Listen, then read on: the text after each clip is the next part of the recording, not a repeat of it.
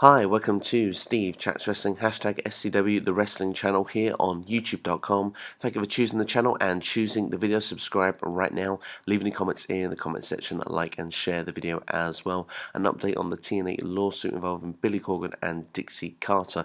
ProWrestlingSheet.com reports that the documents from Billy Corgan's lawsuit against TNA have been unsealed.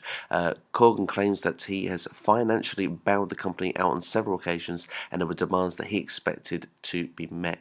Now, quoting from one of the documents, it says that Impact Ventures and Mrs. Salinas Dixie also entered into an equity pledge agreement with the plaintiff, whereas Miss Salinas pledged 100% of her equity interest in Impact Ventures to plaintiff as security for Impact Ventures' performance of its obligations. Now, according to Corgan's lawyer, Carter lied about sale discussions with WWE.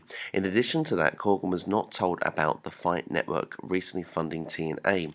The recent conduct is consistent with the way that Miss Salinas and the other managers have dealt with plaintiff since the inception of his involvement with Impact Ventures. They have failed to keep plaintiff apprised of matters of great significance to the company. They have routinely misled plaintiff with information necessary to discharge her duties as president to manage the day-to-day operations of the business, and have regularly interfered but subverted or ignored plaintiff's authority to manage affairs of the company.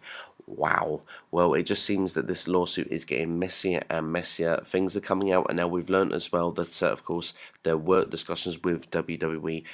Now, according to DWN, DailyWrestlingNews.com, of course, we go with the history of this. Corgan actually filed that injunction against Dixie Carter 2 weeks ago, arguing that he should be granted the ownership of TNA Impact Wrestling.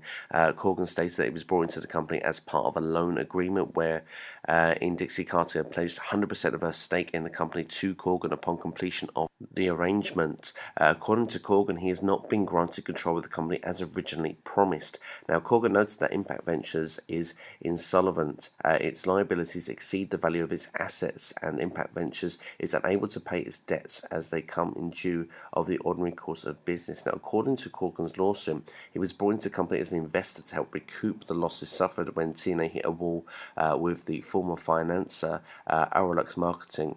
Corgan agreed to invest in the company to avoid Aurolux foreclosing on its promotions assets. At the same time, TNA entered into a debt equity agreement with the Toronto-based Audience of One, the parent company of Canada's Fight Network.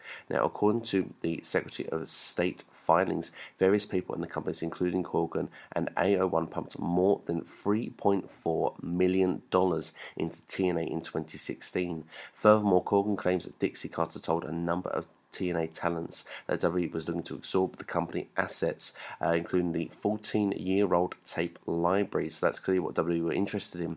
Corgan is hoping that the court recognizes his loan agreement with Dixie Carter, which would allow him to take over as the head of the company. Now, the newly released documents are not without radications, however, including a bevy of blacked out dollar amounts throughout the entirety of the suit. A hearing is scheduled for next Wednesday to move forward on the matter. So it's going to be very interesting to see where this goes, and obviously we're going to learn more about this next week by the look of it. But it's very juicy stuff. A lot of stuff has come out here, and it's going to be very interesting to see where things are going forward. So let me know your feelings in the comments below about this. What do you see the future for TNA Impact Wrestling? I personally would like to see it go in the hands of Billy Corgan. I think that he perhaps would be a saviour of TNA. I like the idea that he would rebrand the company and take it in a new direction going forward. Do you want to see WWE get that tape library eventually? It seems that that's not going to happen though now, especially with things going on. It looks like no agreements or arrangements will be able to be sorted out while this lawsuit is going on in any form or fashion. But I'm very interested to hear your view in the comments below. Like and share the video right now. You've been watching Steve Chats Wrestling, hashtag SCW, the wrestling channel here on YouTube.com. Take care.